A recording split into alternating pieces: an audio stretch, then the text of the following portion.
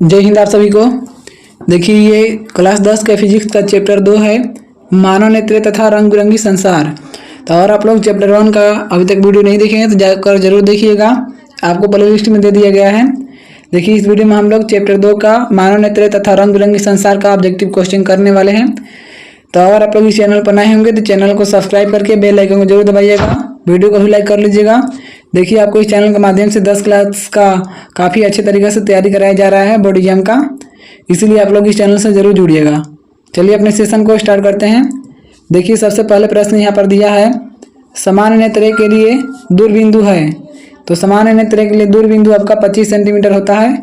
Right answer यहाँ पर आपको बी हो जाएगा। सामान्य नेत्र के लिए दूरबिंदु 25 सेंटीमीटर होता है। अभिनेत्र लेंस की फोकस दूरी में परिवर्तन किया जाता है। तो अभिनेत्र लेंस की फोकस दूरी में आपको पछांबी द्वारा परिवर्तन किया जाता है। नेक्स्ट क्वेश्चन देखिए, प्रश्न यहाँ पर आपको दिया है, स्पेक्ट्रम में किस रंग की किरण का झुकाव अधिक होता है। तो स्पेक्ट्रम में आपको बैंगनी रंग के किरण का झुकाव सबसे कम होता है, मतलब अधिक होता है। तो राइट आंसर यहाँ पर आपको डी हो जाएगा। स्पेक्ट्रम प्राप्त करने के लिए किसका उपयोग होता है। तो स्पेक्ट्रम प्राप्त करने के लिए प्रिज्म का प्रयोग किया जाता है। राइट आंसर यहाँ पर आपको डी हो जाएगा। देखिए ये सब जो प्रश्न है आपका टारगेट से ऑब्जेक्टिव क्वेश्चन कराया जा रहा है, जो कि आपको बोर्ड एग्जाम में हर बार यहीं से प्रश्न पूछा जाता है। तो अगर आप लोग टारगेट का ऑब्जेक्टिव क्वेश्चन कर लेते हैं तो आपका एक भी प्रश्न नहीं छूटेगा। इसलिए आप लोग इन सही वीडियो को जरूर देखिएगा, चैनल से भी जरूर जुड़िएगा। वीडियो को लाइक नहीं किए तो लाइक जरूर कीजिए, क्योंकि ये वीडियो बनाने में बहुत मेहनत लगता है। तो कम से कम आप एक लाइक तो कर दीजिए। देखिए यहाँ पर आपको नेक्स्ट प्रश्न दिया है, जो नेत्र निकट की वस्तु को साफ नहीं देख सकता है उस नेत्र में होता है तो दूरदृष्टि दोष, यानी कि जो देखेगा वही दृष्टि दोष होता है। तो यह इसमें दूर देखता है तो दूरदृष्टि दोष हो जाएगा। मानव नेत्र में ऊता लेंस होता है। जो मानव नेत्र का जो आँख होता है उसमें ऊता लेंस का प्रयोग होता है। नेक्स्ट क्वेश्चन देखिए, मानव नेत्र में वस्तु का प्रतिबिंब निम्न में से किस भाग पर बनता है। तो मानव नेत्र में जो वस्तु का प्रतिबिंब है ये आपका रेटिना पर बनाता है, यानी रेटिना को परितारिका भी कहा जाता है। तो राइट आंसर सी हो जाएगा। सामान्य नेत्र में रेटिना पर बनने वाला प्रतिबिंब होता है। तो सामान्य नेत्र में जो रेटिना पर प्रतिबिंब बनता है वो वास्तविक उल्टा बनता है। ऑप्शन नंबर सी हो जाएगा, वास्तविक उल्टा बनता है प्रतिबिंब। नेक्स्ट क्वेश्चन देखिए, टिंडल प्रभाव प्रकाश की कौन सी परिघटना को प्रदर्शित करता है। तो प्रकाश का प्रकीर्णन, टिंडल प्रभाव जो है ये प्रकाश का प्रकीर्णन की परिघटना को प्रदर्शित करता है। राइट आंसर डी हो जाएगा। दूरदृष्टि दोष वाली आँख साफ साफ देख सकती है। तो जो दूरदृष्टि दोष वाली जो आँख है वो आपका दूर की वस्तुओं को देखती है, दूर की वस्तुओं को साफ साफ देख सकती है। राइट आंसर ये हो जाएगा। नेक्स्ट क्वेश्चन देखिए, निकट दृष्टि दोष वाला व्यक्ति देख सकता है। तो जो निकट दृष्टि दोष वाला व्यक्ति है वो निकट की वस्तुओं को साफ अच्छी तरीके से देख सकता है। निकट वाला जो जिस व्यक्ति के अंतर्गत मतलब निकट दृष्टि दोष होगा तो निकट की वस्तुओं को साफ देखेगा। ठीक है। नेत्र द्वारा किसी वस्तु का कैसा प्रतिबिंब बनता है। तो नेत्र के द्वारा किसी वस्तु का जो प्रतिबिंब बनता है वो वास्तविक उल्टा तथा छोटा बनता है। राइट आंसर डी हो जाएगा। आँख व्यवहार करती है। तो जो आँख है, आँख व्यवहार आपका ऊता लेंस की तरह करती है। ऑप्शन नंबर बी हो जाएगा। जो आँख है आपका व्यवहार करती है ऊता लेंस की तरह।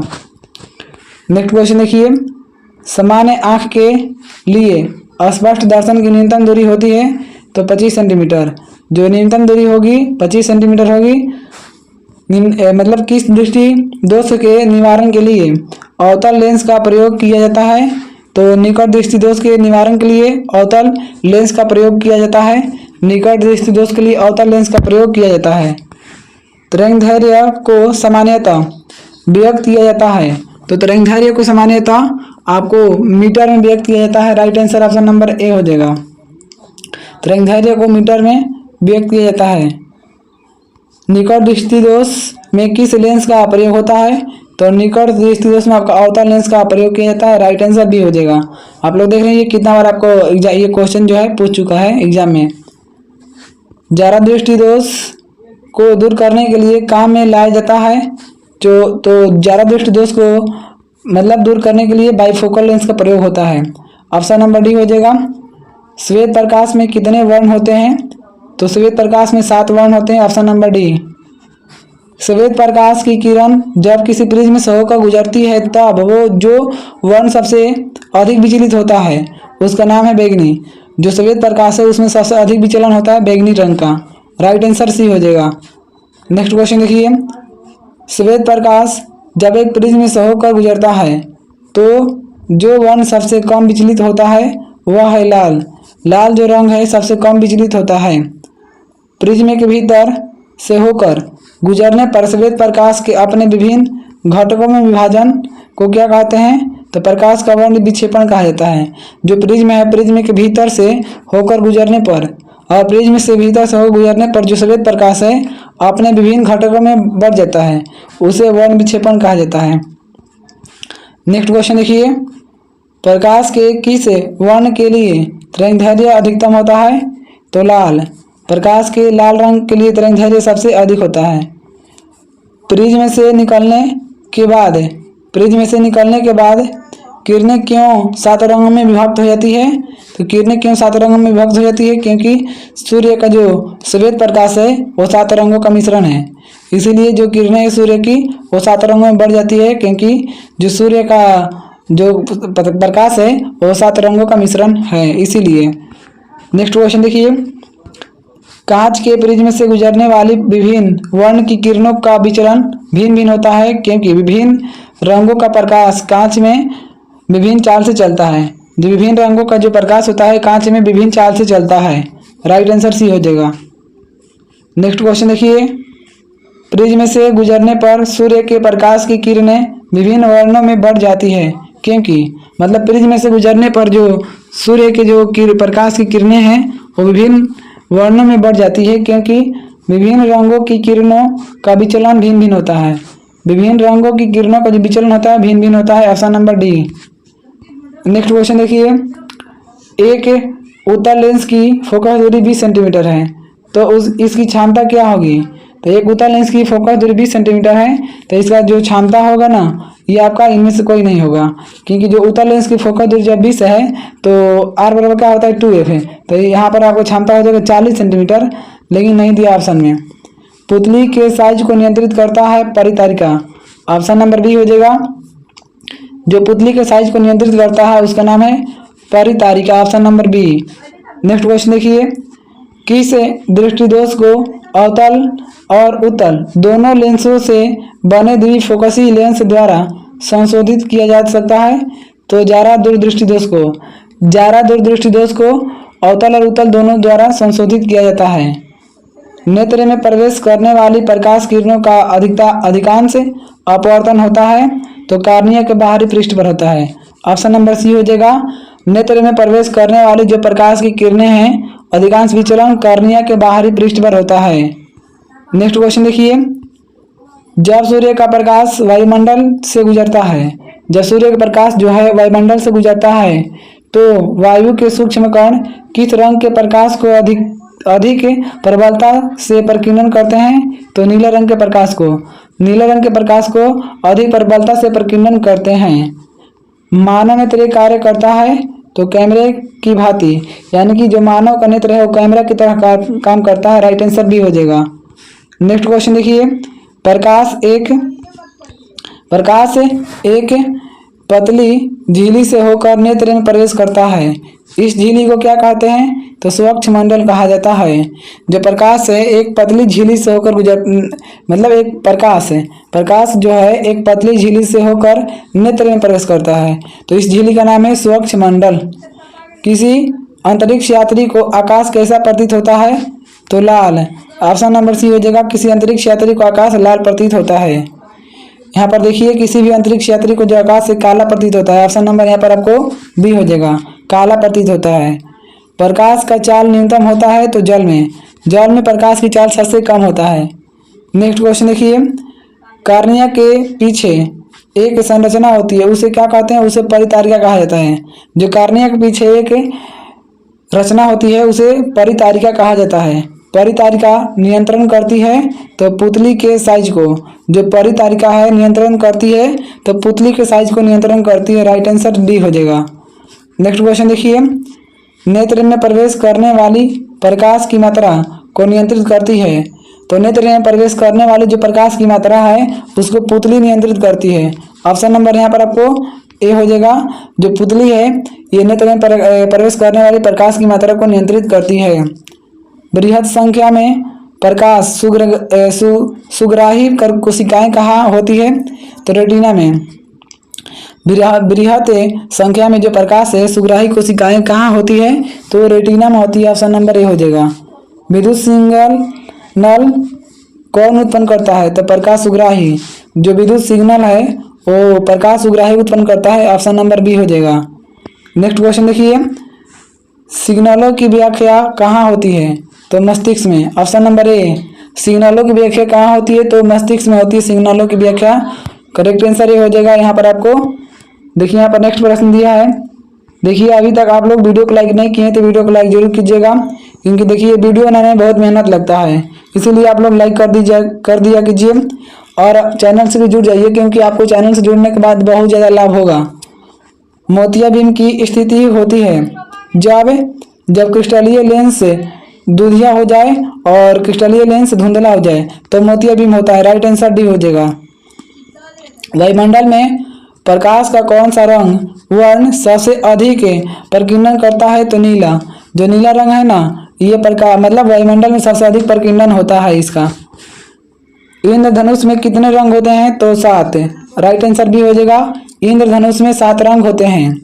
सर्वप्रथम सूर्य का स्पेक्ट्रम प्राप्त करने के लिए कांच के प्रिज्म का उपयोग किसने किया था? तो सर्वप्रथम सूर्य का जो स्पेक्ट्रम प्राप्त करने के लिए कांच के प्रिज्म का प्रयोग किसके लिए किया जाता है? तो कांच के प्रिज्म का जो प्रयोग है आपका गैलीलियो के लिए किया जाता है। राइट आंसर यहाँ पर आपको यहाँ पर डी हो जाएगा। नेक्स्ट क्वेश्चन देखिए, इंद्रधनुष किस दिशा में बनता है? तो सूर्य की विपरीत दिशा में। जब सूर्य पश्चिम रहेगा तो पूर्व में इंद्रधनुष बनेगा और सूर्य पूर्व रहेगा तो इंद्रधनुष पश्चिम में बनेगा। सूर्य के विपरीत दिशा में बनता है। निर्वात में प्रकाश की चाल 3 × 10⁸ मीटर पर सेकेंड होता है। यानी कि निर्वात में जो प्रकाश की चाल है 3 × 10⁸ मीटर पर सेकेंड होता है। नेक्स्ट क्वेश्चन देखिए, वायुमंडलीय अपवर्तन के कारण सूर्य हमें वास्तविक सूर्योदय से लगभग कितने मिनट पहले दिखाई देता है? तो 2 मिनट। ऑप्शन नंबर ए हो जाएगा। वास्तविक सूर्योदय से पहले हमको सूर्य 2 मिनट पहले दिखाई दे देता है। निम्न में से किस माध्यम में प्रकाश की चाल अधिकतम होती है? तो हवा में। Option number A. हवा में प्रकाश की चाल सबसे अधिक होती है। करेक्ट आंसर ए हो जाएगा। नेक्स्ट क्वेश्चन देखिए, सूक्ष्म कणों का एक विषमांगी मिश्रण है। सूक्ष्म कणों का एक विषमांगी मिश्रण कौन सा है? तो वायुमंडल। ऑप्शन नंबर ए हो जाएगा। सूक्ष्म कणों का एक विषमांगी मिश्रण वायुमंडल है। प्रकाश का प्राथमिक वर्ण कौन सा है? तो नीला, हरा, लाल, ये सभी एक प्राथमिक वर्ण है। ठीक है, तो राइट आंसर यहाँ पर आपको डी हो जाएगा। टिंडल का प्रभाव देखा जा सकता है तो जंगल में। ऑप्शन नंबर ए हो जाएगा। टिंडल का प्रभाव जंगल में देखा जाता है। नेक्स्ट क्वेश्चन देखिए, वायुमंडल नहीं होता तो आकाश कैसा प्रतीत होता? काला। अगर वायुमंडल नहीं होता तो आकाश काला दिखाई देता। अत्यधिक ऊंचाई पर उड़ते हुए यात्रियों को आकाश कैसा प्रतीत होता है? तो काला। अगर कोई व्यक्ति अधिक ऊंचाई पर उड़ रहा है तो उसका आकाश काला दिखाई देगा। राइट आंसर डी हो जाएगा। खतरे के संकेत का प्रकाश किस रंग का होता है? तो लाल। जो खतरे के संकेत का जो प्रकाश होता है वो लाल रंग का होता है, इसीलिए कहा जाता है कि लाल रंग खतरे का निशान है। नेक्स्ट क्वेश्चन देखिए, सूर्योदय या सूर्यास्त के समय आकाश कैसा दिखता है? तो लाल, जिसको बोलते हैं रक्तताभ यानी लाल दिखाई देता है। दोपहर के समय सूर्य कैसा प्रतीत होता है? तो श्वेत। दोपहर में सूर्य श्वेत दिखाई देता है। राइट आंसर भी हो जाएगा। नेक्स्ट क्वेश्चन देखिए, किसी माध्यम में छोटे छोटे कणों के निलंबन का कहा जाता है? तो कोलाइड। किसी माध्यम में जो छोटे छोटे कण है उनके निलंबन को कोलाइड कहा जाता है। किसी कोलाइडी विलयन में निलंबित कणों में से प्रकाश के प्रकीर्णन को क्या कहा जाता है? तो टिंडल प्रभाव। किसी कोलाइडी विलयन में निलंबित कणों में से प्रकाश के प्रकीर्णन को टिंडल प्रभाव कहा जाता है। Option number A. Next question देखिए, तारों के टिमटिमाने की व्याख्या किस सिद्धांत पर आधारित है? तो अपवर्तन के सिद्धांत पर। राइट आंसर ये हो जाएगा। तारों के जो टिमटिमाटा है ना वो घटना है मतलब प्रकाश का अपवर्तन। प्रकाश की किस घटना के कारण सूर्य हमें वास्तविक सूर्योदय से लगभग 2 मिनट पूर्व दिखाई देता है? तो वायुमंडलीय अपवर्तन के कारण, सूर्य हमें सूर्यास्त से 2 मिनट पहले ही दिखाई दे देता है। नेक्स्ट क्वेश्चन देखिए, निम्नलिखित में से कौन नेत्र का रंगीन भाग होता है? तो नेत्र का जो रंगीन भाग होता है उसका नाम है कार्निया। ऑप्शन नंबर ए हो जाए, कार्निया जो है ये नेत्र का रंगीन भाग है। तरंगदैर्घ्य को सामान्यतः व्यक्त किया जाता है एम्पियर के रूप में। तरंगदैर्घ्य को एम्पियर के रूप में व्यक्त किया जाता है। राइट आंसर सी हो जाएगा। नेक्स्ट क्वेश्चन देखिए, प्रकाश की चाल विभिन्न माध्यमों में भिन्न भिन्न होती है। जो प्रकाश की चाल होती है वो विभिन्न माध्यमों में भिन्न भिन्न होती है। Right answer B. वायु में प्रकाश की चाल निर्वात की अपेक्षा होती है समान। वायु में प्रकाश की चाल निर्वात की अपेक्षा समान होती है। ऑप्शन नंबर सी हो जाएगा। नेक्स्ट क्वेश्चन देखिए, तारे के टिमटिमाने का कारण क्या है? तो तारा टिमटिमाता है क्योंकि वायुमंडलीय अपवर्तन की घटना होती है। ऑप्शन नंबर सी हो जाएगा। वायुमंडलीय अपवर्तन के कारण तारे टिमटिमाते हुए नजर आता है। मानव नेत्र के लिए दृष्टि का अस्थायित्व होता है। तो मानव नेत्र के लिए दृष्टि का अस्थायित्व 1/10 सेकेंड होता है। 1/10 सेकेंड। ऑप्शन नंबर ए हो जाएगा। नेक्स्ट क्वेश्चन देखिए, श्वेत प्रकाश में वर्ण विक्षेपण उत्पन्न करता है। तो प्रिज्म में जो श्वेत प्रकाश है ये आपका वर्ण विक्षेपण प्रिज्म द्वारा उत्पन्न होता है। हीरे का अपवर्तनांक कितना होता है? तो 2.42। हीरे का अपवर्तनांक 2.42 होता है। ऑप्शन नंबर डी हो जाएगा करेक्ट आंसर। नेक्स्ट क्वेश्चन देखिए, एक प्रिज्म में कितने सतहों से घिरा होता है? तो एक प्रिज्म जो होता है 5 सतहों से घिरा होता है। ऑप्शन नंबर ए हो जाएगा। प्रकाश का न्यूनतम तरंगदैर्घ्य होता है 380 नैनोमीटर। प्रकाश का जो न्यूनतम तरंगदैर्घ्य होता है 380 नैनोमीटर होता है। तो देखिए चैप्टर 2 यहाँ पर समाप्त होता है। अगर आप लोग ये चैप्टर 3 का वीडियो देखना चाहते हैं, ऑब्जेक्टिव क्वेश्चन करना चाहते हैं चैप्टर वाइज, तो आप लोग इस चैनल को सब्सक्राइब जरूर कीजिएगा और आप लोग कमेंट में जरूर बताइएगा कि चैनल के वीडियो कैसे लगते हैं। वीडियो को भी लाइक कर दीजिएगा, दोस्तों में भी शेयर कीजिए जो भाई का 2025 में एग्जाम है बोर्ड एग्जाम का, ठीक है। और इसी तरह इसी तरीका से सभी वीडियो देखिए, 2-3 बार ये सब वीडियो जरूर रिपीट कीजिए ताकि क्वेश्चन अच्छे तरीके से आपको याद हो जाए, ठीक है। देखिए आपको बोर्ड एग्जाम की तैयारी काफ़ी बेहतरीन ढंग से यहाँ पर कराया जा रहा है। 450 अंक का यहाँ पर टारगेट लिया जा रहा है कि आपको 450 अंक लाना है। तो आप हमारे साथ मिलकर मेहनत कीजिए और अच्छे तरीके से आप लोग स्टडी कीजिए। तो चलिए ये वीडियो यहीं तक समाप्त होता है। आप सभी को वीडियो देखने के लिए बहुत बहुत धन्यवाद।